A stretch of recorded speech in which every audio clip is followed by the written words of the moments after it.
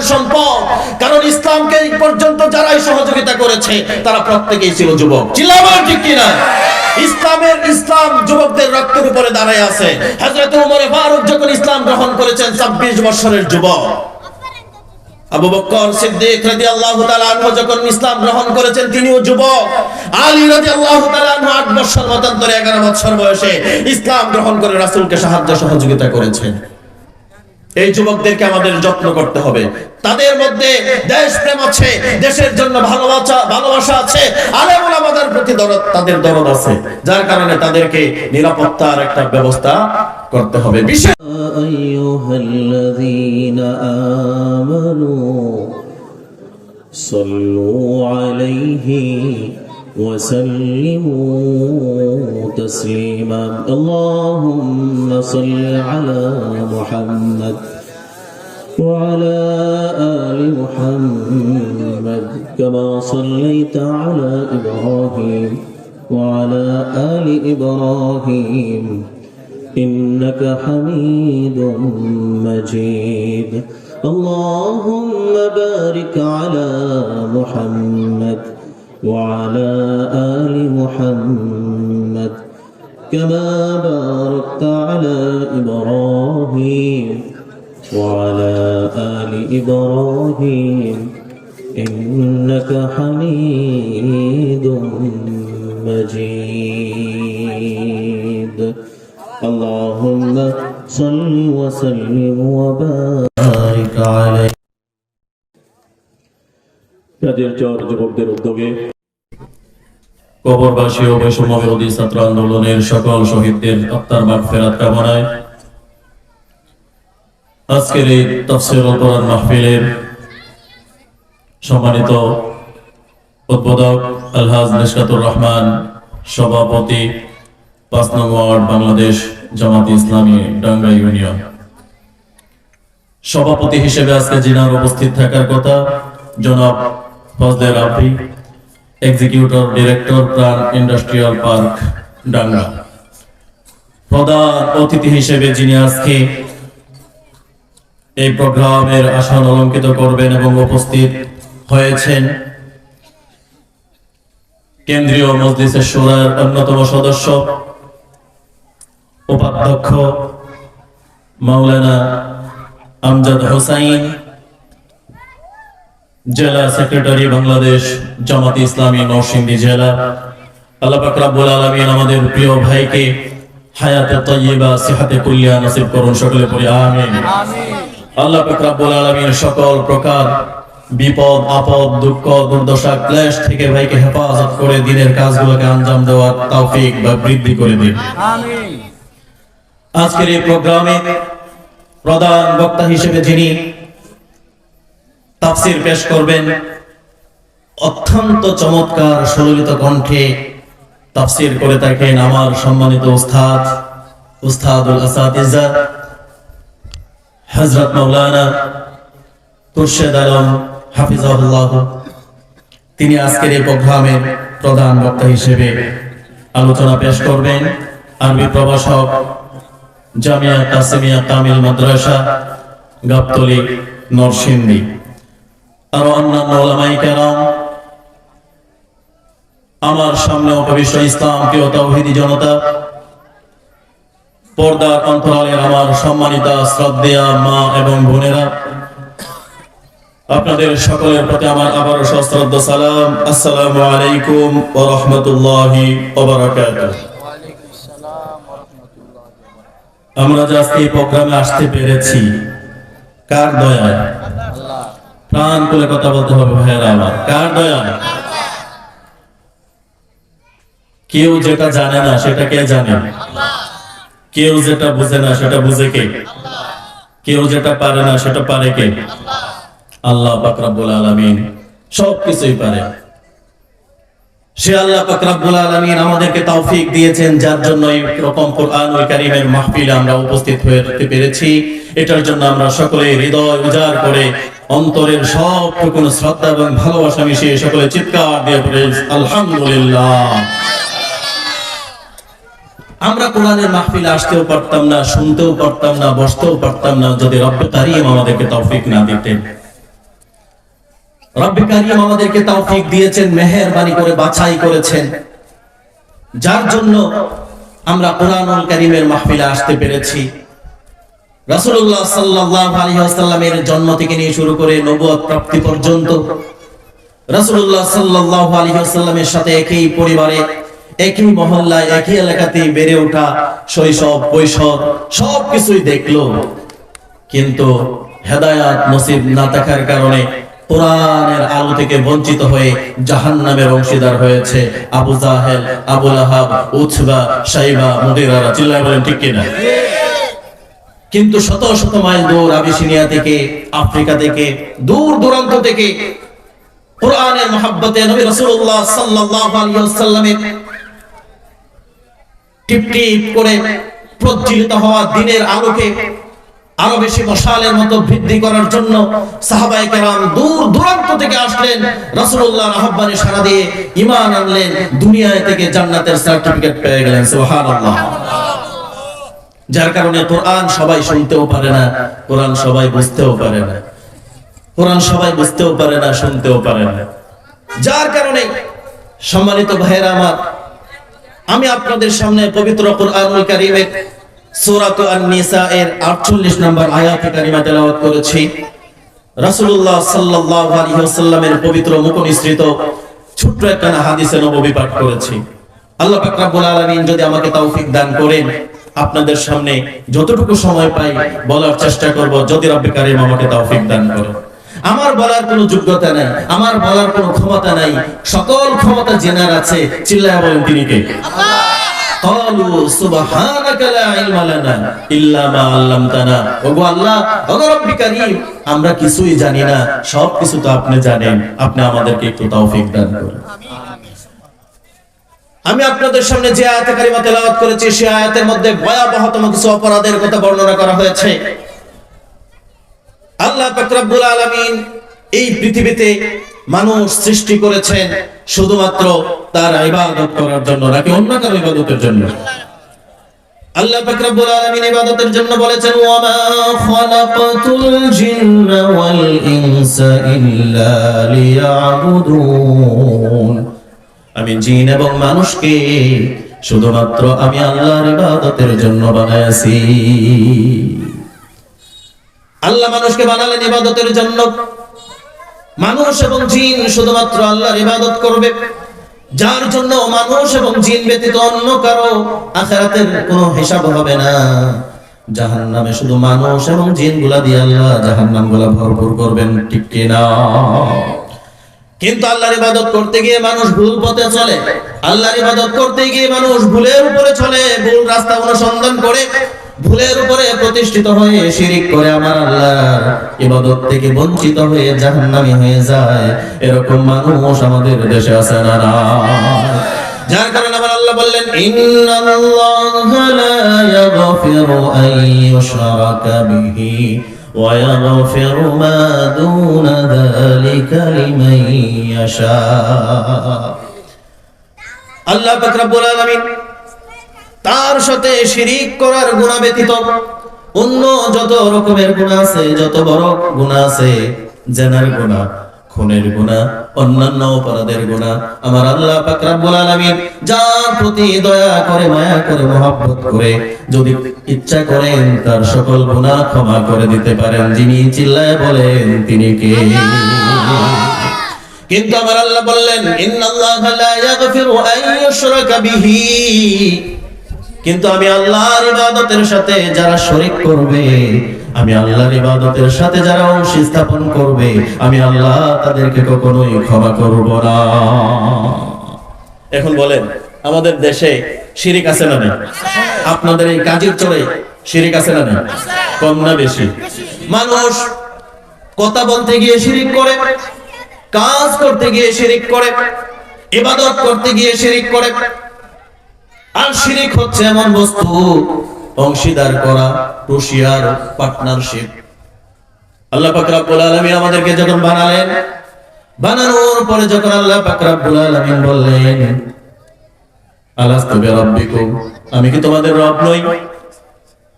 পৃথিবীর সমস্ত সৃষ্টি যারা এ পর্যন্ত দুনিয়াতে আগমন করে দুনিয়া থেকে বিদায় নিয়ে চলে গিয়েছে, কিয়ামত পর্যন্ত যারা আসবে, সকল রূহ একসাথে রূহের জগতের মধ্যে অবস্থান করে সকলে সমস্যায় বলেছিল, ক্বালু বালা, জি রব্বুল আলামিন, আপনি আমাদের রব, আপনি আমাদের প্রভু, কোনো সন্দেহ নাই। আল্লাহ পাক রব্বুল আলামিন বললেন, আমি তোমাদেরকে এই স্বীকৃতি কেন নিলাম? কারণ তোমরা দুনিয়ার জমিনে যাওয়ার পরে দুনিয়ার মোহে পাগল হয়ে আমি আল্লাহকে ভুলে যাবে। আমি যাতে তোমাদেরকে সাক্ষী বানায় রাখতে পারি, যার জন্য আজকে এই সমাবেশ করে আমি তোমাদের কাছ থেকে স্বীকৃতি নিয়ে নিলাম। কিন্তু মানুষ শিরিক করে, মানুষ আল্লাহর সাথে শিরিক করে, ইবাদতে শিরিক, আনুগত্যের ক্ষেত্রে শিরিক, ইবাদতের ক্ষেত্রে শিরিক, গায়েব জান্নাওয়ালার ব্যাপারে শিরিক, মান্নত করার ব্যাপারে শিরিক। আমার ভাইরা, আল্লাহ পাক রব্বুল আলামিন নিজেই বললেন, আমি শিরিকের গুনাহ ব্যতীত অন্য গুনাহ আমি চাইলেই ক্ষমা করে দেব, কিন্তু শিরিকের গুনাহ আমি ক্ষমা করব না। ওয়ামাই ইউশরিক বিল্লাহি ফাকাদ ইফতারা ইসমান আযীমা। আর যারা এই জঘন্যতম শিরিক পাপের সাথে লিপ্ত হয়, তারা এক মহা ক্ষতিগ্রস্তদের অন্তর্ভুক্ত হয়। এখন আমার ভাইয়েরা, শিরিক করার জন্য শিরিক প্রধানত হচ্ছে দুই প্রকার। কয় প্রকার? শিরিক প্রধানত হচ্ছে দুই প্রকার, শিরকুল আসগর, শিরকুল আকবার। শিরকুল আসগর, শিরকুল আকবার মানে হচ্ছে বড় শিরিক, আর শিরকুল আসগর মানে হচ্ছে ছোট শিরিক। শিরকুল আকবার যদি কেউ করে, নিঃসন্দেহে সে ঈমান থেকে বের হয়ে, নিঃসন্দেহে সে বেঈমান হয়ে যায়। আশরিকু ফিল রুবুবিয়্যাহ, শিরকু ফিল উলুহিয়্যাহ, শিরকু ফিল আসমাই ওয়াস সিফাত। আল্লাহর ইবাদতে শিরিক, মুলকিয়াতের সাথে শিরিক, রব্বানিয়াতের সাথে শিরিক। আল্লাহ পাক রব্বুল আলামিন ছাড়া দুনিয়ার আর কোন শক্তি কোন মানুষ জন্ম দিতে পারে অথবা কাউকে মৃত্যু দিতে পারে, এরকম ধারণা যদি কোন মানুষের মধ্যে থাকে, তার ঈমান অবশিষ্ট থাকে না, সে বেঈমান হয়ে যায়। ঠিক কি না? সে বেঈমান হয়ে যায়। কারণ আল্লাহ পাক রব্বুল আলামিন সমস্ত ক্ষমতার মালিক, যত ক্ষমতা আছেন তিনি হচ্ছেন রাজাধিরাজ, তিনি চিরঞ্জীব, তিনি চিরস্থায়ী। হুয়াল হাইয়ুল কাইয়্যুম, তিনি চিরঞ্জীব, তিনি চিরস্থায়ী। তাকে তন্দ্রাও স্পর্শ করে না, কোনো কিছু তাকে স্পর্শ করে না। আমার রব আল্লাহ পাক রব্বুল আলামিন এই বিশ্ব পৃথিবীকে পরিচালনা করছেন। আমার আল্লাহ পাক রব্বুল আলামিন এক মুহূর্তের জন্য অমনোযোগী হন না। চিল্লায়া বলেন সুবহানাল্লাহ। আল্লাহ পাক রব্বুল আলামিন ব্যতীত অন্য কেউ মৃত্যু দিতে পারে, এই চিন্তা যদি কোনো মানুষ করে, তাহলে সেই মানুষ আল্লাহর সাথে শিরিক করে। আর আল্লাহর সাথে যদি মানুষ শিরিক করে যায়, তাহলে সে জাহান্নামে চলে যাবে। কারণ ওয়ামাই ইউশরিক বিল্লাহি ফাকাদ হারামাল্লাহু আলাইহিল জান্নাহ ওয়া মাওয়াহুন নার ওয়া মা লিয-যালিমিনা মিন আনসার। আল্লাহ পাক রব্বুল আলামিন বলেন, যারা আমার সাথে শিরিক করবে, যারা আমি আল্লাহর ইবাদতের সাথে অংশ স্থাপন করবে, তাদেরকে আমি জান্নাত তাদের জন্য হারাম করে দেব, তাদেরকে আমি জাহান্নামের অধিকারী বানায় নেব। ও নবী, জাহান্নামীদের ব্যাপারে, জালেমদের ব্যাপারে এবং যারা সীমা লঙ্ঘন করে, তাদের ব্যাপারে আপনি কোনো প্রকার কাউকে কোনো অবস্থাতেই সাহায্যকারী খুঁজে পাবেন না। যার কারণে এই শিরিক জঘন্যতম অপরাধ হওয়ার কারণে হযরত লুকমান হাকিম তার সন্তানকে কিছু উপদেশ, নসিহা দিয়েছিলেন। সর্বপ্রথম যেই নসিহতটা তিনি করেছিলেন, সেই নসিহতটাই ছিল, ইয়া বুনাইয়া লা তুশরিক বিল্লাহ ইন্নাশ শিরকা লাযুলমুন আযীম। হে আমার প্রিয় বৎস, হে আমার কলিজার টুকরা সন্তান, আল্লাহর ইবাদতে কাউকে শরীক করবে না। এখন মনে করেন, সন্তান যদি পিতাকে পাল্টা প্রশ্ন করে দেয়, ও আমার প্রিয় কলিজার টুকরা বাবা, আপনি বারবার নিষেধ করছেন আল্লাহর সাথে শরীক করবে না, আল্লাহর সাথে অংশ স্থাপন করবে না। আমি যদি আল্লাহর সাথে অংশ স্থাপন করি, অপরাধ হিসেবে কি হবে? হযরত লুকমান হাকিম আবার সন্তানকে বলে দিলেন, ইন্নাশ শিরকা লাযুলমুন আযীম, নিশ্চয়ই শিরক হচ্ছে সবচেয়ে বড় জুলুম। জুলুমটা কেমন হয়? মনে করে সন্তান পিতা আল্লাহর পক্ষ থেকে, সন্তান হলো পিতামাতার জন্য শ্রেষ্ঠ উপহার। এই সন্তান যখন উপযুক্ত বয়সে হয়, কথা বুঝবেন তারপরে জবাব দিবেন, উপযুক্ত হয়, সন্তান যখন বিবাহ বয়সে উপনীত হয়, সন্তানকে বিবাহ করায়, সন্তানের একটা সংসার হয়, সন্তানের শ্বশুর হয়, শাশুড়ি হয়। আমার ভাইয়েরা, সন্তান যদি নিজের বাবাকে বাবা না ডেকে, নিজের বাবার আদর যত্ন না করে, শ্বশুরকে যদি আদর যত্ন বেশি করে, শ্বশুরকে যদি মুখ ভরে বাবা বলে সম্বোধন করে, বাবার সামনে যখন এরকম সম্বোধন করবে, বাবার কলিজাটা ভেঙে খান খান হয়ে যাবে, ঠিক কি না বলে? আমার ভাইয়েরা, বাবা বলবে, আমি তোমাকে কষ্ট করে জন্ম দিলাম, 25 বছর বয়স পর্যন্ত তোমার সমস্ত ভরণ পোষণ দিলাম, খাওয়ালাম, পড়ালাম, লেখাপড়া শিখালাম, পুলিশ ম্যাজিস্ট্রেট অফিসার তোমাকে বানানোর যোগ্য করে তুললাম। আজকে তুমি সুন্দরী বধূ পায়া তোমার মাকে আর আমাকে ভুলে গেলা, মাকে বলে বেটি আর শাশুড়িকে বলে আম্মা জান। এরকম যখন বলে গর্ভধারিণী মা, জন্মদাতা পিতার মনে আঘাত লাগে নাকি লাগে না? আর আসতে বলেন। আমার ভাইয়েরা, আল্লাহ বললেন আমি আল্লাহর ইবাদত করো, আমার ইবাদতের সাথে অন্য কাউকে শরীক করবা না, আমি আল্লাহ ব্যতীত অন্য কারো কাছে কোনো কিছু চাইবা না, আমি আল্লাহ ছাড়া অন্য কারো কাছে মাথা নত করবা না। আমার ভাইয়েরা, মুসলমানের সন্তান হইয়া, মুসলমানের ঘর থেকে জন্ম নিয়া আমার আল্লাহর ইবাদত ব্যতি রেখে মানুষের গোলামি করে, মানুষের গোলামে পরিণত হয়, এই মানুষগুলো অবশ্যই অবশ্যই আবার আল্লাহর সাথে জালেম। আমার ভাইরা, যার কারণে শিরিক করা যাবে না, শিরিক করা যাবে না। আল্লাহর রাসূল সাল্লাল্লাহু আলাইহি ওয়াসাল্লাম বললেন, মান লাকিয়াল্লাহু লা ইউশরিক বিহি শাইআন দাখালাল জান্নাহ। যে ব্যক্তি শিরিক করা ব্যতীত মৃত্যুবরণ করবে, সে আমার আল্লাহর জান্নাতে যাবে। সুবহানাল্লাহ পড়ে। মান লাকিয়াল্লাহু লা ইউশরিক বিহি শাইআন দাখালাল জান্নাহ ওয়া মান লাকিয়াহু ইউশরিক বিহি শাইআন দাখালান নার।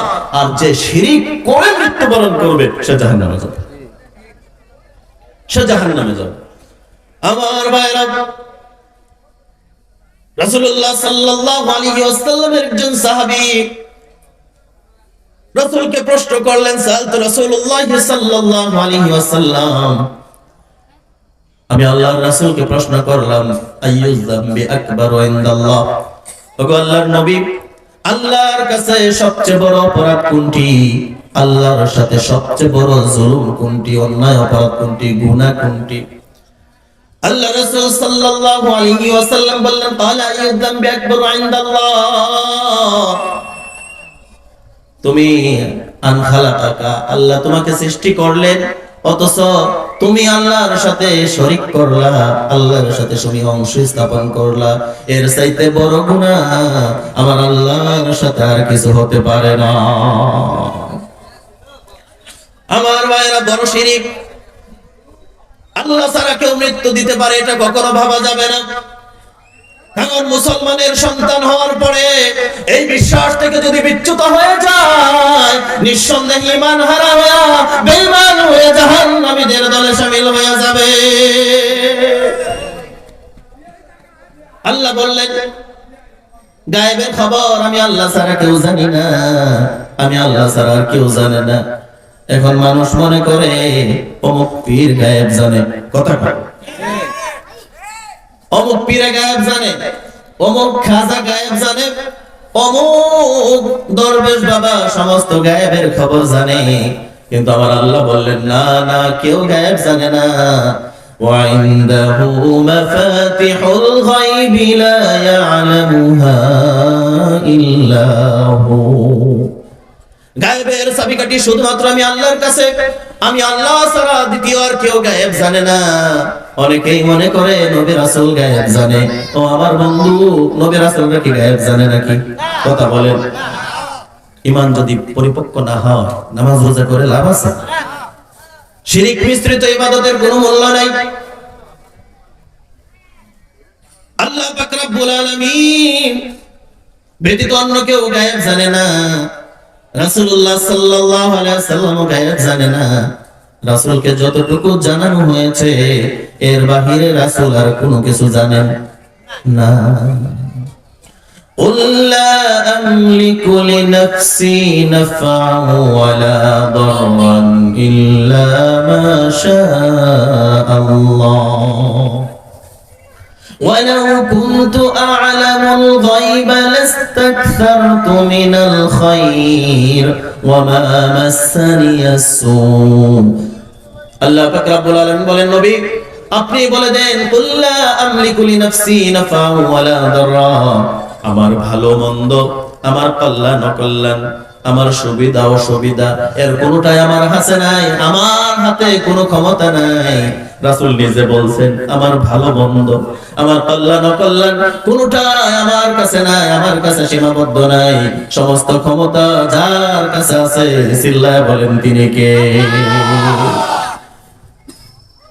قل لا أملك لنفسي نفعا ولا ضرا ولو كنت أعلم الغيب لاستكثرت من الخير কান খাড়া করে শুনেন বন্ধুরা আমার ও কাজের সরের মানুষেরা শুনেন আল্লাহর রাসূল বললেন ওয়ালাউ কুনতু আ'লামুল গায়বা লাস্তাকথারতু মিনাল খায়র আমি যদি গায়েবের খবর জানতাম আমি যদি গায়েবের ইলম জানতাম গায়েবের খবর যদি আমি আগে থেকে জানতাম আমাকে কোনো অকল্যাণ কখনো স্পর্শ করতে পারতো না এবং সমস্ত কল্যাণগুলো আমি আমার জন্য গ্রহণ করে নিতাম সমস্ত কল্যাণ আমি গ্রহণ করে নিতাম কিন্তু আমি তো গায়েব জানি না আমি গায়েব জানি না গায়েব যিনি জানেন তিনি হচ্ছেন আল্লাহ রাব্বুল ইজ্জাত ওয়াল জালাল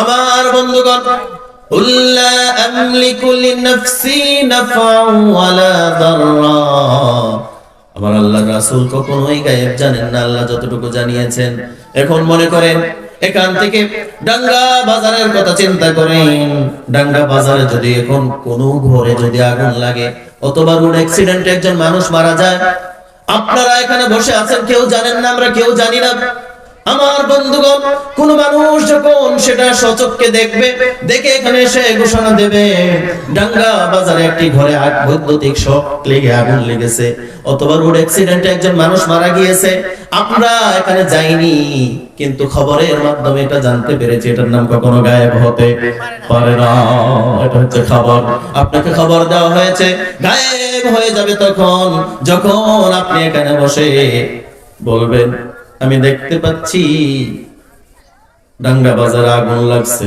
এটা হচ্ছে গায়েব আর এরকম জানার ক্ষমতা আমার আল্লাহ কাউকে দেয় নাই সুবহানাল্লাহ আমার ভাইরা এটা হচ্ছে গায়েবের ক্ষেত্রে আল্লাহ ছাড়া অন্য কেউ গায়েব জানে না আল্লাহ ছাড়া অন্য কেউ গায়েব জানে এটা যদি কেউ বিশ্বাস করে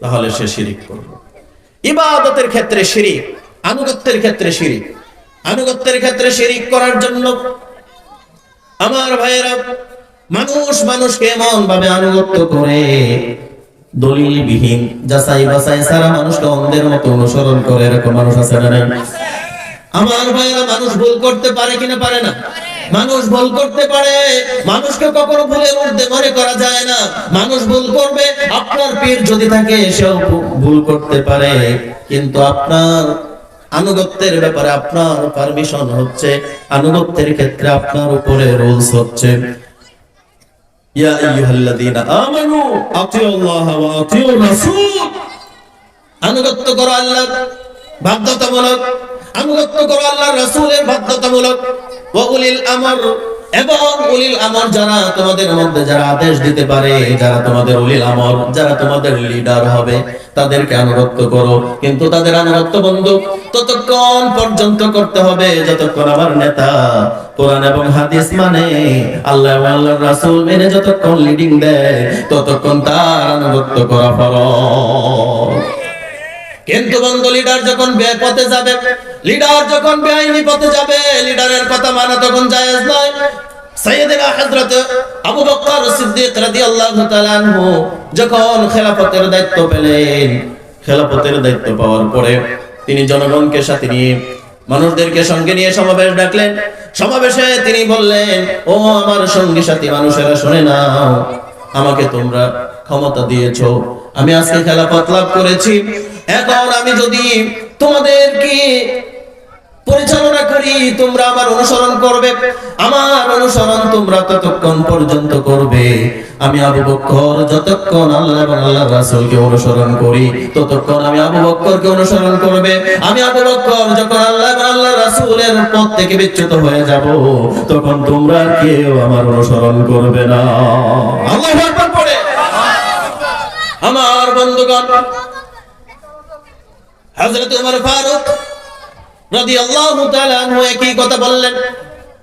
তিনিও লোকদেরকে বললেন খেলাফত পাওয়ার পরে, ও আমার বন্ধুগণ, ও আমার সঙ্গী সাথীরা, আমি যখন তোমাদেরকে পরিচালনা করব, পরিচালনা করতে গিয়ে যখন আমি ভুল করব, এই ভুল করার পরে তোমরা কি করবে? সাথে সাথে একজন লোক দাঁড়ায় গেলেন, দাঁড়ায় তরবারি দেখায় বললেন, এই তরবারি দ্বারা আপনাকে সোজা পথ দেখায় দেব। সুবহানাল্লাহ। আমার ভাইরা, যার কারণে শিরিক মুক্ত ইবাদত করতে হবে। শিরিক যুক্ত ইবাদতের কোনো মূল্য নাই। শিরিক হচ্ছে, ঈমান হচ্ছে এক। ঈমান হচ্ছে কত? সবাই বলেন, ঈমান হচ্ছে কত? এক। আর আমলগুলো হচ্ছে শূন্য। ঈমান এক যদি থাকে, আপনি আমল করবেন, একের সাথে একটা শূন্য দিবেন, হবে কত? আর একটা শূন্য বাড়াবেন, আর একটা বাড়াবেন, এভাবে যত শূন্য দিবেন আপনার আমল নামায় পুঁজি বাড়বে। আমার বন্ধুগণ, যখন শিরিক করে ঈমান হারা হয়ে যাবেন, আপনার আমলগুলো একবিহীন শূন্যের মতো হয়ে যাবে। এক প্রান্ত থেকে অপর প্রান্ত পর্যন্ত, টেকনাফ থেকে তেতুলিয়া, রূপসা থেকে পাতুরিয়া পর্যন্ত যদি আপনি শূন্য দিয়ে ভরপুর করে দেন, আপনার আমল নামায় বিন্দু মাত্র সওয়াব আল্লাহ রাখবেন না। যার কারণে আনুগত্য করতে হবে। আনুগত্য কেমন? ইত্তাখাযু আহবারহুম ওয়া রুহবানাহুম আরবাবাম মিন দুনিল্লাহি ওয়াল মাসীহ ইবনে মারইয়াম। আনুগত্যের ব্যাপারে অনেকে আছে, তাদের পীর পুরোহিত ধর্মযাজক যারা আছে তাদেরকে তারা তাদের ওলি বানায় নেয়, তাদের রব বানায় নেয়। আদি ইবনে হাতিম রাসূলুল্লাহকে প্রশ্ন করলেন, ও আল্লাহর নবী, আমরা কিভাবে আমাদের পীর পুরোহিত ধর্মযাজকদেরকে রব বানায় নেই? বলেন, আমরা তো বুঝতে পারি নাই। আল্লাহ রাসূল ডাক দেয়া বলেন, হাতি শোনো, তোমাদের ধর্ম পুরোহিত যারা, সংসার বিরাগী যারা, সন্ন্যাসী যারা আছে, তারা যখন তোমাদেরকে কোন জিনিস হালালের কথা বলে, তোমরা সেটাকে যাচাই না করে হালাল মেনে নাও। যখন তোমাদেরকে কোনো হারামের ফয়সালা দেয়, তখন তোমরা যাচাই বাছাই না করে সেটাকে হারাম মেনে নাও। অথচ আল্লাহ হালাল করেছেন, আল্লাহ হারাম করেছেন, তোমরা হালাল মেনে নাও। যার কারণে এই যে আনুগত্য করো, তোমার পীর যেটা বলেছে সেটাই তুমি মেনে নাও, সেটাই হচ্ছে তোমার পীরকে রব বানায় নেওয়া। আমাদের দেশে এরকম শত শত হাজার হাজার পীর আছে না নাই, যারা মানুষের ঈমানকে লুণ্ঠন করে, যারা মানুষের ঈমানকে ধ্বংস করে দেয়, যারা মুমিনের ঈমান লুণ্ঠন করে নিজেদের স্বার্থ সিদ্ধির জন্য, মুরিদ বৃদ্ধির জন্য হাজার হাজার লক্ষ লক্ষ মানুষের ঈমান চুরি করে বের করে দিচ্ছে, ঠিক কিনা?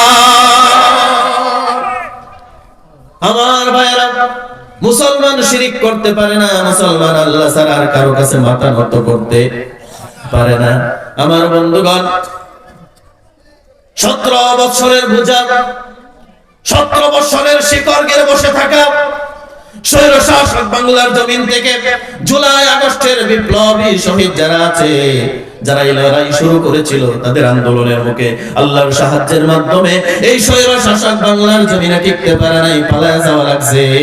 আমার বন্ধু, তার মতো ক্ষমতা নিয়ে যদি পালাতে হয়, বর্তমানে যারা বাংলাদেশের মুসলমানদেরকে নিয়ে খেলতে চাচ্ছে, তারাও বাংলার জমিন থেকে নিশ্চিহ্ন হয়ে যাবে,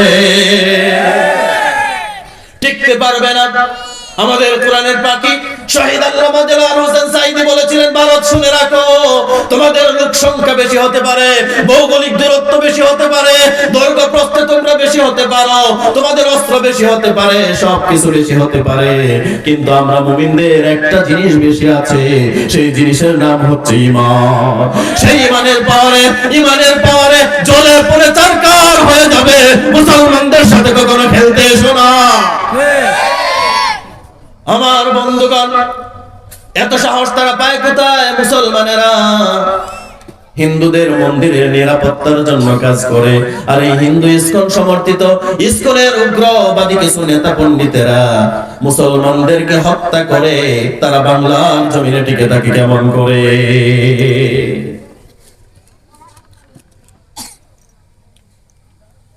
আমার বন্ধুগণ, যার কারণে আমাদের দাবি হচ্ছে বাংলার জমিন থেকে সন্ত্রাসী সংগঠন ইসকনকে অবশ্যই চিরদিনের জন্য মুছে ফেলতে হবে, ঠিক কিনা বলেন? বর্তমান সরকারের কাছে আমরা দাবি জানাচ্ছি এবং জুলাই বিপ্লবের অন্যতম দুই সমন্বয়ক সার্জিস আলম এবং হাসনাত আব্দুল্লাহ, তাদের উপরে গতকালকে যখন সাইফুল ইসলাম আলিফ ভাইয়ের জানাজা সমাপ্ত করে তারা ঢাকার উদ্দেশ্যে রওনা হয়েছিল, তাদেরকে হত্যার জন্য গাড়ি চাপা দিয়েছিল। তাদের জন্য একটা নিরাপত্তার জোরদার নিরাপত্তা। যুবকরা আমাদের সম্পদ, কারণ ইসলামকে এই পর্যন্ত যারাই সহযোগিতা করেছে তারা প্রত্যেকেই ছিল যুবক। চিল্লাবার ঠিক কিনা? ইসলাম যুবকদের রক্তের উপরে দাঁড়ায় আছে। হযরত ওমর ফারুক যখন ইসলাম গ্রহণ করেছেন 26 বছরের যুবক। আবু বকর সিদ্দিক রাদিয়াল্লাহু তাআলা আনহু যখন ইসলাম গ্রহণ করেছেন তিনিও যুবক। আলী রাদিয়াল্লাহু তাআলা আনহু 8 বছর মতান্তরে 11 বছর বয়সে ইসলাম গ্রহণ করে রাসূলকে সাহায্য সহযোগিতা করেছেন। এই যুবকদেরকে আমাদের যত্ন করতে হবে।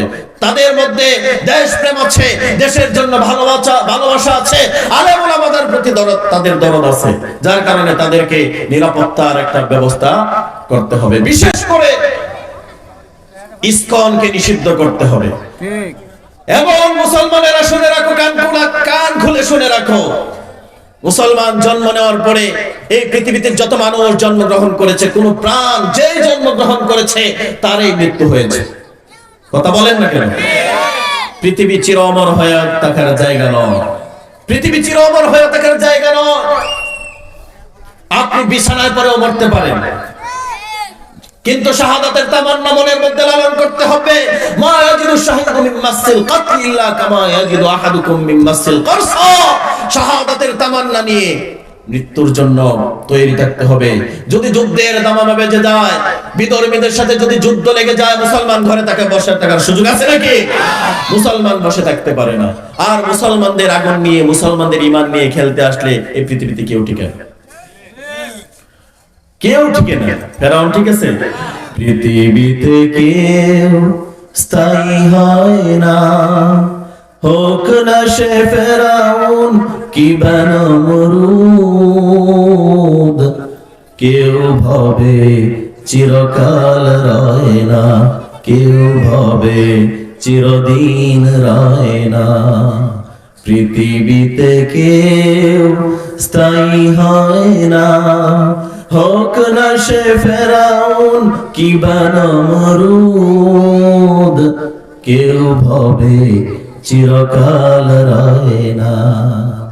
চলে যায় সব ছেড়ে যেতে হয়, মৃত্যু মানে না কোনো পরিচয়, ঠিক না? চলে যায় সব ছেড়ে যেতে হয়, মৃত্যু মানে না কোনো পরিচয়।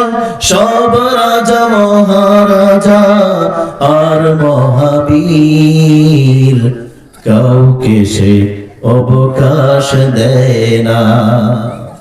আমার ভাইয়েরা, মৃত্যু আপনি বিছানায় শুয়ে থাকলে অসুখে পরেও হতে পারেন, কিন্তু সেই মৃত্যু যদি ইসলাম প্রতিষ্ঠার জন্য, শিরক বেদাতের জন্য লড়াই করে যদি শাহাদাতের মৃত্যু লাভ করতে পারেন, এরকম সৌভাগ্য তো মানুষ চেয়েও পায় না। আমার ভাইরা, শাহাদাত যদি লাভ করতে পারেন, শাহাদাতের মৃত্যুর মর্যাদা কেমন দেখেন। রাসূলুল্লাহ সাল্লাল্লাহু আলাইহি ওয়াসাল্লাম বললেন, মা ইয়াজিদু শাহীদু মিন মাসিল কাতল ইল্লা কামা ইয়াজিদু আহাদুকুম মিন মাসিল কারসা। আল্লাহু আকবার বলেন। আল্লাহ রাসূল বললেন, ও আমার সাহাবারা শোনো, যারা ইসলামের জন্য জীবন দেয়, দ্বীনের জন্য যারা জীবনকে উৎসর্গ করে দেয়, তাদের শাহাদাতের কষ্ট তোমরা দেখতে পারো। যে তাদেরকে ফাঁসির দড়ি গলায় দিয়েছে, তাদেরকে ঢেগারের গুতা দিয়ে হত্যা করেছে, বুলেট দিয়ে তাদের বুকটাকে জাজরা করে দিয়েছে। আমার বন্ধুগণ, আমরা দেখেছি বাংলাদেশ জামাত ইসলামের প্রথম সারির 5 জন নেতাকে ফাঁসিতে ঝুলিয়েছে। কেউ কি বাতিলের সাথে আপোষ করেছে? কেউ বাতিলের সাথে আপোষ করে নাই। আমার বন্ধু, আপনারা দেখেছেন জুলাই আগস্ট বিপ্লবের অন্যতম শহীদ আবু সাঈদ, বুক পেতে মুখের মধ্যে বুলেট নিয়েছে, পিছু হটে যায় নাই। মীর মুগ্ধ পানি পান করাতে করাতে যুদ্ধের ময়দানের সাহাবীদের মতো একে অপরের জন্য পানি নিয়ে যায়, পানি নিয়ে যায়, পানি নিয়ে যায়। ও বলে আমার লাগবে না, ওনাকে দাও, ওনার লাগবে, ওনাকে দাও। এরকম ভাবে পানি বিলাতে বিলাতে মীর মুগ্ধ শহীদ হয়ে গেল। আমার বন্ধুগণ, মীর মুগ্ধের শাহাদাত, আবু সাঈদের শাহাদাত, বুলেটের শাহাদাত, সর্বশেষ হিন্দু উগ্রবাদী সংগঠন ইসকনের দ্বারা অ্যাডভোকেট সাইফুল ইসলাম আলিফ ভাই শাহাদাত বরণ করেছেন, তাকে জবাই করা হয়েছে। আপনার আমার কাছে মনে হয় তাকে জবাই করা হয়েছে, কিন্তু যারা দিনের জন্য, ইসলাম রক্ষার জন্য, ইসলামের জন্য যারা জীবন দেয়, আমার আল্লাহর রাসূল বললেন তাদের শাহাদাতের মৃত্যুর কষ্টটা হচ্ছে তেমন, তোমাদের কাউকে যদি পিপিলিকা কামড় দেয়, পিপিলিকার কামড়ের যতটুকু কষ্ট, শাহাদাতের ডেগারের গুতা, ফাঁসির দড়ি এবং বুলেটের আঘাত, জাজরা হয়ে যাওয়া, জবাই হওয়া, পিপিলিকার কামড়ের চাইতে আর বেশি কোনো কষ্ট হয় না। সুবহানাল্লাহ বলবেন না? শাহাদাতের মৃত্যু, পিপিলিকা কামড় দিলে কেমন আঘাত পাওয়া যায়? খুব বেশি আঘাত পাওয়া যায়। নেতৃবৃন্দ, আরে বন্ধু, যারা বাতিলের পথে চলে, শয়তানের পথে যারা চলে, কুপথে যারা চলে, তাদেরকে জেলে নেওয়ার সময় কান্না করে, ভয় পায়, কিন্তু ফাঁসির মঞ্চে যায়, সন্তানের সাথে পরামর্শ করে যায়, ফাঁসির মঞ্চে লুঙ্গি পরে যাব না পায়জামা পরে যাব, আমার লাশ নিয়ে বাড়ি পর্যন্ত কে যাবে? এর চাইতে ঈমানওয়ালা আর কে হতে পারে? তাদের দিকে তাকালে, তাদের শাহাদাতের দিকে তাকালে আমরা সাহাবীদের জীবন মনে করতে পারি। চিল্লায়া বলেন ঠিক কিনা? আমার বন্ধুগণ, আপনি ইসলামের উপরে থাকবেন আর আপনার উপরে জুলুম আসবে না, এটা কখনো হতে পারে না। আপনি ইসলাম পুঙ্খানুপুঙ্খানুভাবে পালন করবেন, শিরিককারীরা আপনার বিরুদ্ধে যাবেন, এটা কখনো হতে পারে না। আপনি যখন শিরকের বিরুদ্ধে বলবেন, শিরিককারীরা আপনার শত্রু হবে। আপনি যখন সুদের বিরুদ্ধে বলবেন, সমাজের সুদখোর ঘুষখোর যারা আছে তারা নিঃসন্দেহে আপনার শত্রু হয়ে যাবে। আমার বন্ধুগণ, বিপদ তো আসবেই, কিন্তু এরপরে ওই ইবাদতের ক্ষেত্রে শিরিক করা যাবে না। আনুগত্যের ক্ষেত্রে আল্লাহর সাথে অন্য কাউকে শিরিক করা যাবে না। আনুগত্যের ক্ষেত্রে আল্লাহ ছাড়া অন্য কারো কাছে মস্তক নত করা যাবে না, কারণ মুসলমানের মাথা অন্য কারো কাছে নত করা জায়েজ নেই, অন্য কারোর সামনে নত করা জায়েজ নাই। আমার বন্ধুগণ, এবার দেখেন, আল্লাহ পাক রব্বুল আলামিনকে বাদ দিয়ে অন্য কাউকে সিজদা করে এরকম মুসলমান আছে না নাই? আমার বন্ধু, আল্লাহ পাক রব্বুল আলামিন বললেন, লা তাসজুদু লিশ-শামসি ওয়ালা লিল-কামার ওয়াসজুদু লিশ-শামসি ওয়াল-কামার, লা তাসজুদু লিশ-শামসি ওয়ালা লিল-কামার ওয়াসজুদু লিল্লাহিল্লাযী খালাকাহুন্না ইন কুনতুম ইয়্যাহু তা'বুদুন। তোমরা সূর্য এবং চন্দ্রের ইবাদত করবা না, সিজদা করবা না চন্দ্র সূর্যকে। লা তাসজুদু লিশ-শামস ওয়ালা লিল-কামার ওয়াসজুদু লিল্লাহিল্লাযী, সিজদা করো তাকে, খালাকাহুন্না, যিনি তোমাদেরকে সৃষ্টি করেছেন। চিল্লায়া বলেন, আমাদেরকে সৃষ্টি করেছেন কে? আমাদের স্রষ্টা কে? আমাদেরকে খাওয়ান কে? আমাদেরকে পড়ান কে? আমাদেরকে বাঁচান কে? আমাদেরকে মৃত্যু দেন কে? সব কিছু করতে পারেন সেই রব, যার কারণে রব নিজেই নিষেধ করলেন সূর্যের ইবাদত করবে না, চন্দ্রের সিজদা করবে না। ওয়াসজুদু লিল্লাহিল্লাযী খালাকাহুন্না ইন কুনতুম ইয়্যাহু তা'বুদুন, সিজদা করো তাকে যিনি আসমান চন্দ্র সূর্য বানিয়েছেন তাকে। ইন কুনতুম ইয়্যাহু তা'বুদুন, আল্লাহ ছাড়া অন্য কারো ইবাদত করো না। এখন আমাদের দেশে পীরের পায়ে সিজদা করে এরকম ভণ্ড পীর আছে না? এরকম ভণ্ড মুরিদ আছে না? আমার ভাইরা, যে সিজদা করলো, যে সিজদা নিল, উভয়ে মুশরিক হয়ে গেল। আর মুশরিকদের জন্য ওয়ামাইয়ুশরিক বিল্লাহি ফাকাদ হারামাল্লাহু আলাইহিল জান্নাহ ওয়া মাওয়াহুন নার। মুশরিকদের জন্য ঠিকানা হচ্ছে কোথায়? জাহান্নাম। আল্লাহ তাদের জন্য জান্নাত হারাম করবেন। এখন জান্নাতের মালিক যিনি, তিনি যদি জান্নাতকে হারাম করে দেন, আর কারো পীর বাবার ক্ষমতা আছে জান্নাতে পাঠানো? এখন পীরকে যায় সিজদা করে, পীরকে যায় কি করে? পীরকে যায় কি করে? সেজদা করে। পীরকে সেজদা করলে ঈমান আছে না গেছে? ঈমান আছে না গেছে? সেজদা করা যাবে না। হযরত ইব্রাহিম আলাইহিস সালাম শিরকের বিরুদ্ধে লড়াই করেছেন নাকি করেন নাই? নিজের বাবা মুশরিক ছিল, বাবার বিরুদ্ধে সন্তানের লড়াই ছিল। নমরুদ ক্ষমতাধর ছিল, নমরুদের বিরুদ্ধে ইব্রাহিম নবীর লড়াই ছিল। আপনার নবী, আমার নবী, বিশ্ব নবী জনাব মুহাম্মদ রাসূলুল্লাহ সাল্লাল্লাহু আলাইহি ওয়াসাল্লাম শিরকের বিরুদ্ধে লড়াই করেছেন। দিন বিজয়ের পরে কাবা থেকে 360টি মূর্তি ভেঙে বের করেছেন। ইব্রাহিম আলাইহিস সালাম শিরকের ব্যাপারে সবচেয়ে বেশি লড়াই করেছেন। নিজের বাবা আজর নমরুদের রাজ দরবারের কর্মচারী, সে নিজেও মুশরিক, মূর্তি পূজা করে।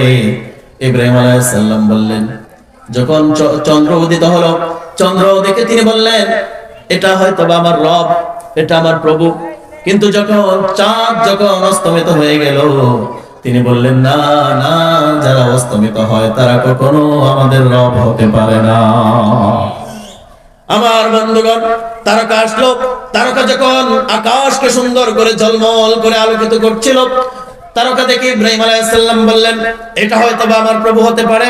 তারকা যখন আবার অস্তমিত হয়ে গেল, বিলীন হয়ে গেল, তিনি বললেন, না না, যাদের ক্ষয় আছে তারা কখনো আমাদের প্রভু হতে পারে না। আমার ভাইয়েরা কান খাড়া করে শুনেন, পূর্ব দিগন্তে আলো করে সূর্য যখন পূর্ব দিগন্তকে আলোকিত করে উদ্ভাসিত করে বিশাল আকারের একটা সূর্য আসলো। সকালবেলার সূর্য দেখে ইব্রাহিম আলাইহিস সালাম বললেন, ক্বালা হাযা আকবার, এটাই সবচেয়ে বড়, এটা হয়তো আমার রব হতে পারে, এটা আমার প্রভু হতে পারে। আমার ভাইরা, কিন্তু সকাল গড়িয়ে দুপুর, দুপুর গড়িয়ে যখন বিকাল আসলো, সূর্যের একটা বিলীনতা আছে নাকি নাই? সূর্য যখন অস্তমিত হলো, ইব্রাহিম আলাইহিস সালাম তখন বললেন, ও আল্লাহ, যারা বিলীন হয়ে যায়, যারা ক্ষয় হয়ে যায়, যাদের ধ্বংস আছে, তারা কখনো আমার রব হতে পারে না। ইব্রাহিম আলাইহিস সালাম পরে বললেন, ইন্নী ওয়াজ্জাহতু ওয়াজহিয়া লিল্লাযী ফাতারাস সামাওয়াতি ওয়াল আরদ হানিফান ওয়া মা আনা মিনাল মুশরিকিন। আমি একনিষ্ঠ দ্বীনকে মানলাম, আমি আল্লাহর সাথে কাউকে শিরিক করি না, আমি মুশরিকদের অন্তর্ভুক্ত নই।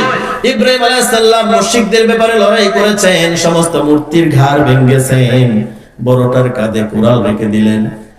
লোকেরা বলাবলি করতে লাগলো, আমাদের এই ধ্বংস কে করলো? আমার বন্ধুরা, বর্তমানের সাথে তৎকালীন সময়কে মিলান। সবগুলাকে মারলো, ভাঙলো। ভাঙার পরে বড়টার কাঁধে কুড়াল রেখে দিল। তারা যখন বলাবলি করতে লাগলো, এগুলার সর্বনাশ কে করেছে, এগুলার ভাঙন কে ঘটিয়েছে, কেউ কেউ বলতে লাগলো, একটা যুবকের মুখে এটার সমালোচনা শুনেছি, তার নাম হচ্ছে ইব্রাহিম, হয়তো সে করতে পারে। ইব্রাহিম আলাইহিস সালামকে ডাকা হলো, বলা হলো, তুমি এটা করেছো নাকি? ইব্রাহিম আলাইহিস সালাম বললেন, আমাকে জিজ্ঞাসা, বড়টারে জিজ্ঞেস করো। কথা বলে, তোমাদের বড় রবকে, তোমাদের বড় প্রভুকে জিজ্ঞাও। এখন তারা বলে, এই মেয়েটা কি বলো, বড় প্রভু তো কথা বলতে পারে না। যারা কথা বলতে পারে না তার ইবাদত কেন করো? যে কথা বলতে পারে না, নিজের উত্তরসূরিদেরকে মেরে ফেলা হয়, রক্ষা করতে পারে না, নিজের কানের মধ্যে কোরাল রেখে দেওয়া হয়, নিজেকে হেফাজত করতে পারে না, তাদেরকে কখনো রব বানানো যাবে না। আমার বন্ধু, এখন দেখলাম চিন্ময় প্রভু, ইসকনের যে নেতা, সে নিজে প্রভু হয় কেমন করে? জেলখানায় নিয়ে গেছে, বাটাম দিচ্ছে, নিজেকে রক্ষা করতে পারে না। এইগুলো সবকিছু ভ্রান্ত, এইগুলো সবকিছু ভ্রান্ত। আমার বন্ধুরা, শিরকের বিরুদ্ধে, মুশরিকদের বিরুদ্ধে লড়াই করবেন, ইব্রাহিম নবী করেছেন। ইব্রাহিম আলাইহিস সালামকে যখন তারা শাস্তির সম্মুখীন করলো, অনেক কিছু লোভ প্রলোভন দেখালো, কোন লোভ প্রলোভনে ইমানদারেরা পড়ে যায় না। ইমানদারের লোভ হচ্ছে জান্নাতের দিকে, তারা দৌড়ায়। ওয়াসারিউ ইলা মাগফিরাতিন মির রাব্বিকুম ওয়া জান্নাতিন আরদুহাস সামাওয়াতু ওয়াল আরদ। আল্লাহু আকবার পড়ে, সারিউ ইলা রাব্বিকুম, সারিউ ইলা মাগফিরাতিন মির রাব্বিকুম ওয়া জান্নাতিন আরদ। তোমরা দৌড়াও, জান্নাতের দিকে দৌড়াও, প্রতিযোগিতার মাধ্যমে জান্নাতের দিকে কি করো? দৌড়াও। আমার বন্ধুগণ, ইব্রাহিম আলাইহিস সালামকে যখন আগুনে নিক্ষেপের জন্য বলা হলো, ফেরেশতারা এসে ইব্রাহিম আলাইহিস সালামকে বলল, নবী আপনার কোন সাহায্যের দরকার আছে নাকি? ইব্রাহিম আলাইহিস সালাম বললেন, না না, আমার কোন সাহায্যের প্রয়োজন নাই। আমি যে রবের একত্ববাদের স্বীকৃতি দিচ্ছি সেই রব তো আমার সাথে আছেন, সুবহানাল্লাহ। যার কারণে আগুনে নিক্ষেপ করা হলো। আল্লাহ পাক রব্বুল আলামিন সাথে সাথে আগুনকে নির্দেশ দিলেন, কুলনা ইয়া নারু কুনি বারদাও ওয়া সালামান আলা ইব্রাহিম। আল্লাহ বললেন, ও আগুন খবরদার, আমার খলিল ইব্রাহিমের গায়ের একটা পশমের যেন কোনো ক্ষতি না হয়। আগুন ইব্রাহিম আলাইহিস সালামকে স্পর্শ করে নাই, আগুন ইব্রাহিম আলাইহিস সালামের জন্য শান্তির হয়ে গেল, সুবহানাল্লাহ। আমার ভাইয়েরা, যার কারণে শিরক মুক্ত ইবাদত যদি করতে পারেন আল্লাহর কাছে প্রিয় হয়ে যাবেন। সারা রাত ভর ইবাদতের দরকার নাই, বেশি বেশি ইবাদতের দরকার নাই যদি শিরক মিশ্রিত থাকে। আবার যদি শিরক মুক্ত থাকে, ঈমান যদি শিরক মুক্ত থাকে, তাহলে অল্প আমলে আপনার নাজাতে যাওয়ার জন্য যথেষ্ট, বলেছেন কে? আল্লাহ রাসূল সাল্লাল্লাহু আলাইহি ওয়াসাল্লাম বলেছেন, আখলিস দীনাকা ইয়াকফিকাল আমালুল কালিল। তোমার ঈমান, তোমার দ্বীনকে তুমি খালেস করো, অল্প আমলে তোমার নাজাতে যাওয়ার জন্য যথেষ্ট হবে। আমার ভাইয়েরা, এখন মাজারে যায়, মাজারে গিয়ে পীরকে সিজদা করে। পীরেরাও একটা দুর্বলতা পেয়েছে বাংলাদেশের মানুষদেরকে। বাংলাদেশের মানুষের কিছু দুর্বল জায়গা আছে, যাওয়ার পরে কয়েকটা সুন্দর সুন্দর জিকির শিখায় দেয়। এমন জিকির করে, কখনো কখনো এরকম জিকির আছে না নাই? আমার বন্ধুগণ, এগুলো জিকির নয়, জিকির নয়। জিকিরের নামে প্রহসন, জিকিরের নামে তামসা। জিকির যদি আপনার করতেই হয়, আফদালুজ যিকরি লা ইলাহা ইল্লাল্লাহ, এই জিকির করবেন সুবহানাল্লাহ ওয়াল হামদুলিল্লাহ ওয়া লা ইলাহা ইল্লাল্লাহ। আছে না নাই? এখন এগুলা বাদ দিয়া কেউ বলে শুধু ইল্লাল্লাহ, কেউ বলে শুধু হু হু হু হু করতে করতে কখন যে হু আর অন্য কিছু হয়ে যায় বোঝাও যায় না। আমার বন্ধু যে নিজে বলে সেও বুঝে না কি বলে। আবার অনেক পীরের দরবার আছে, অনেক মাজার আছে যেগুলাতে নারী পুরুষ একসাথে লাফায়া জিকির করে, আছে না নাই? কথা বলে বানায় বলছি, নারী পুরুষ একসাথে জিকির করে, একসাথে লাফায়। এগুলোর নাম কি জিকির নাকি নষ্টামি? কথা বলেন। এগুলা করা যাবে না, এগুলা করা যাবে না, এগুলা করা যাবে না। আপনি যদি শিরক মুক্ত ঈমান যদি রাখতে পারেন, আল্লাহ আপনাকে মুক্ত করবে, আল্লাহ আপনাকে মুক্ত করবে।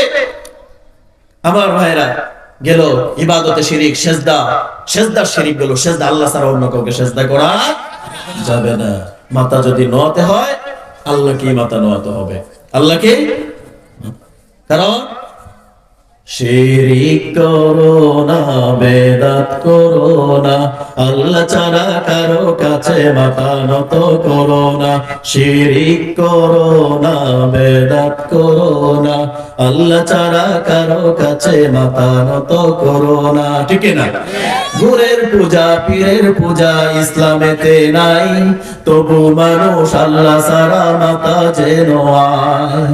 গুরের পূজা, পীরের পূজা ইসলামেতে নাই, তবু মানুষ আল্লাহ ছাড়া মাথা যেন আয়। আল্লাহর কোরআন, নবীর হাদিস ছাড়া কিছুই মেনো না। ঠিক না? আল্লাহর কোরআন, নবীর হাদিস ছাড়া কিছুই মেনো না। শিরিক করো না, বেদাত করো না, আল্লাহ ছাড়া কারো কাছে মাথা নত করো না।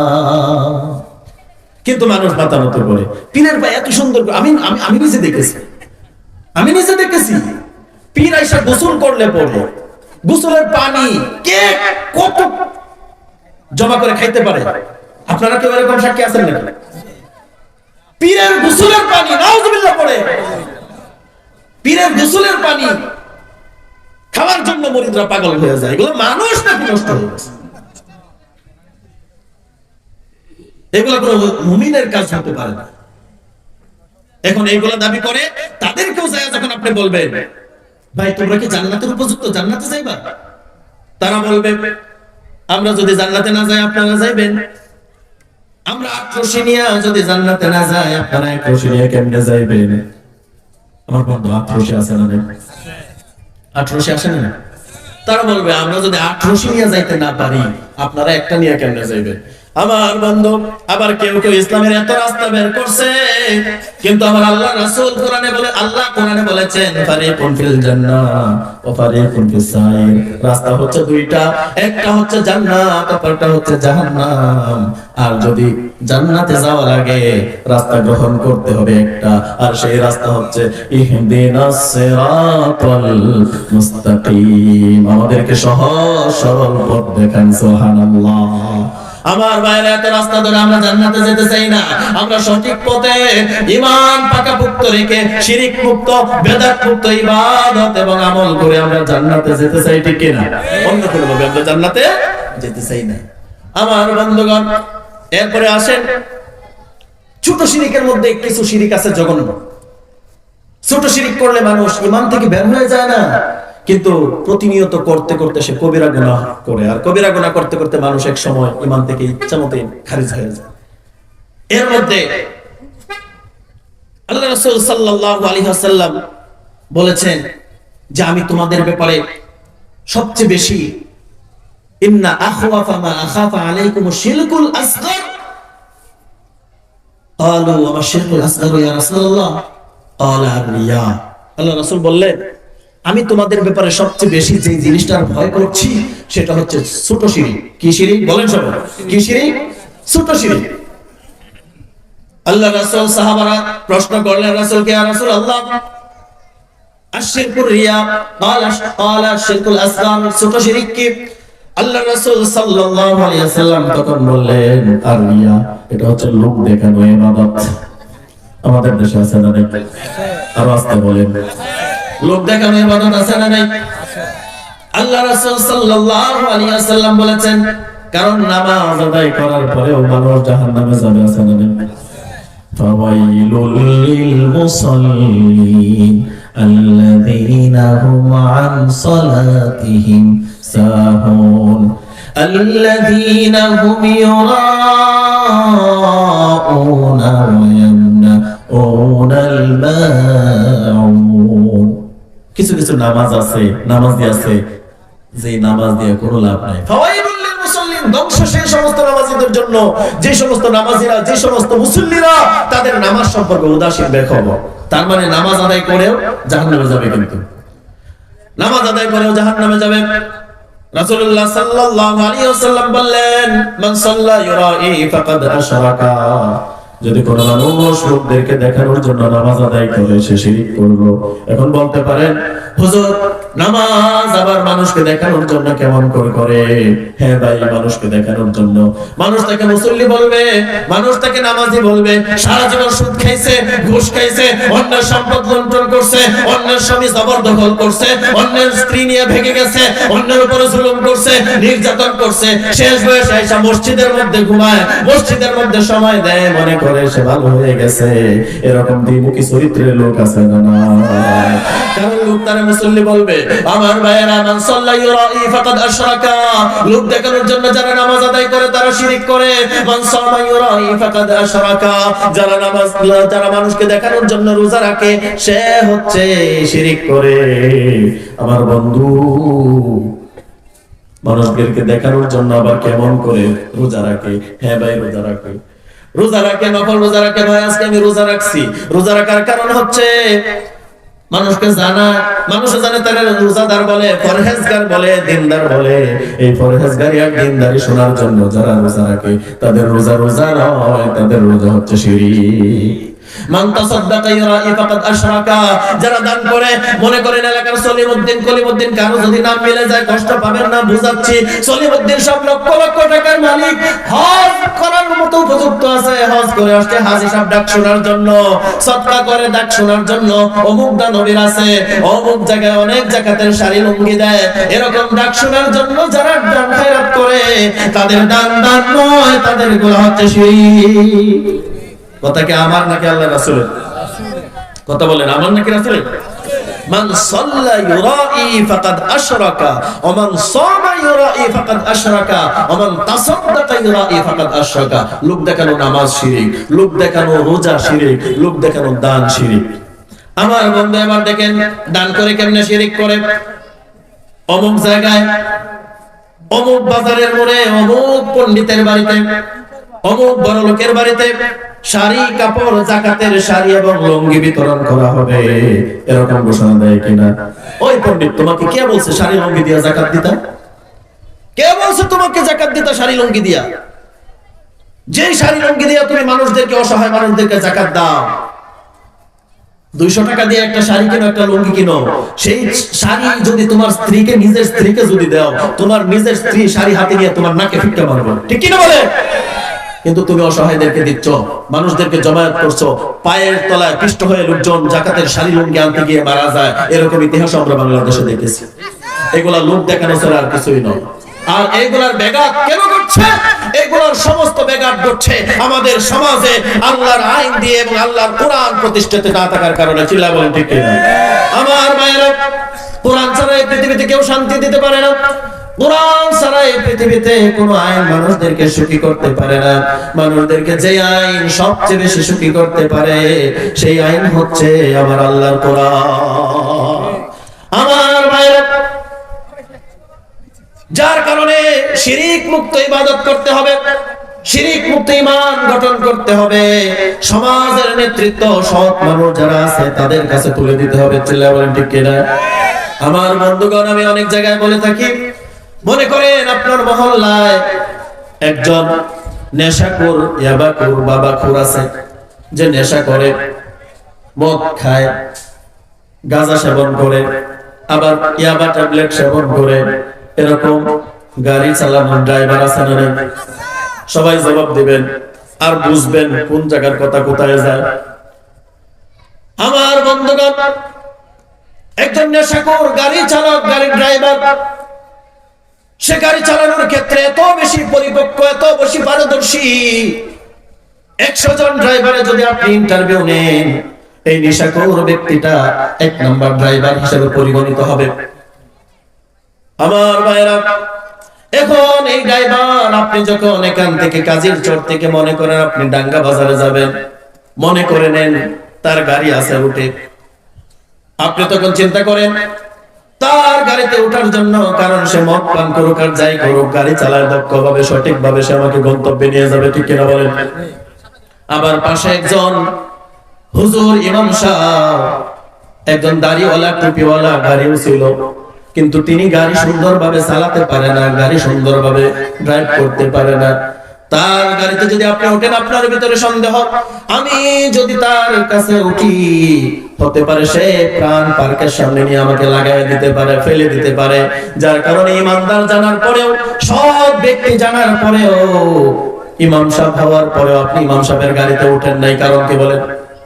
মানে নেশাখোরের গাড়িতে উঠেছেন, ইমাম সাহেবের গাড়িতে উঠেন নাই, কারণটা কি বলেন তো?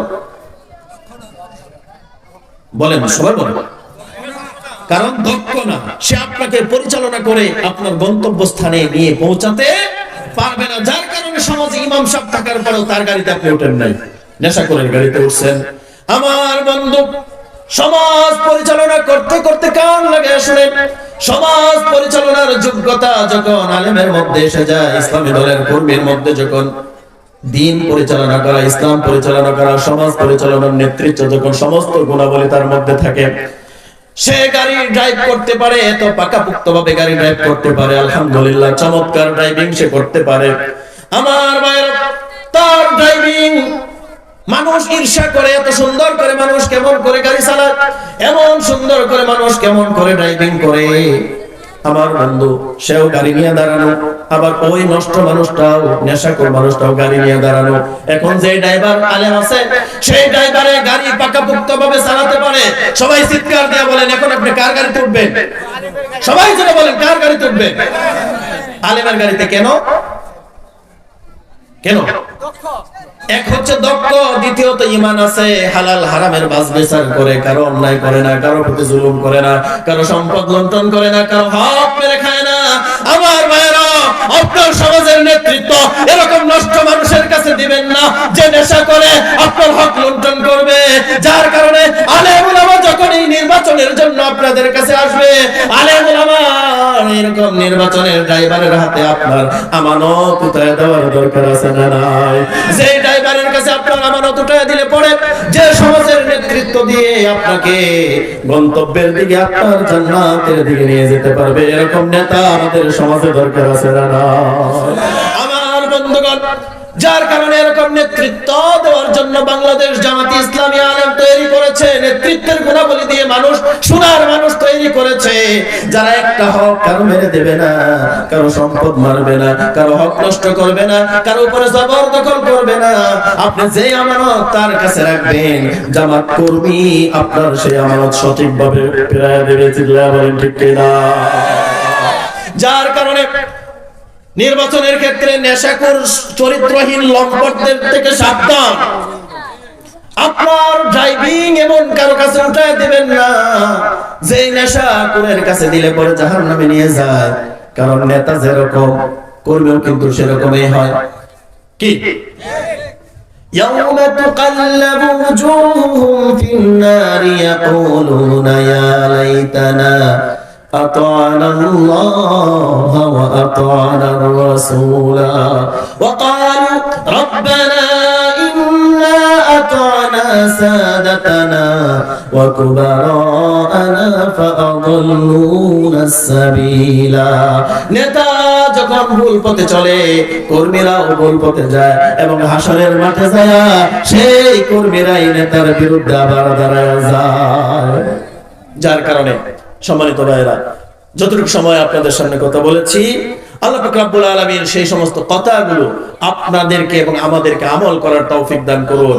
আমাদের সমাজ থেকে, আমাদের দেশ থেকে সমস্ত প্রকার জুলুম, নির্যাতন, সমস্ত প্রকার অন্যায় অবিচারের মূলোৎপাটন করার জন্য আমরা সদা সর্বদা প্রস্তুত আছি। চিল্লায়া বলেন ঠিক কিনা? আমার বন্ধুগণ, যদি ঈমান রক্ষার জন্য, দ্বীন রক্ষার জন্য যদি যুদ্ধের ডাক আসে, দ্বীন প্রতিষ্ঠার জন্য, সমস্ত বাতিলের বিরুদ্ধে লড়াই করার জন্য যদি ডাক আসে, জান এবং মাল দিয়ে আমরা সকলেই লড়াই করতে প্রস্তুত আছি কিনা? দুই হাত আল্লাহকে দেখা।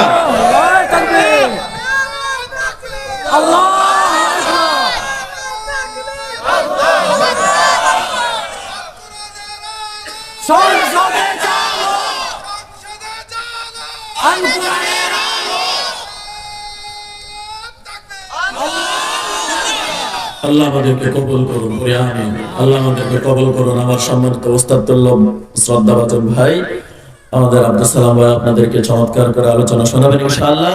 আল্লাহ আমাদেরকে তৌফিক দান করুন। আমার জন্য দোয়া চাই, আমার জন্য দোয়া করবেন, আমিও আপনাদের জন্য দোয়া করি। হাযা মা ইনদি ওয়া লা ইলাহা ইল্লাল্লাহ আলাইহি তাওয়াক্কালতু ওয়া ইলাইহি উনীব। আসসালামু আলাইকুম ওয়া রাহমাতুল্লাহি ওয়া বারাকাতুহু।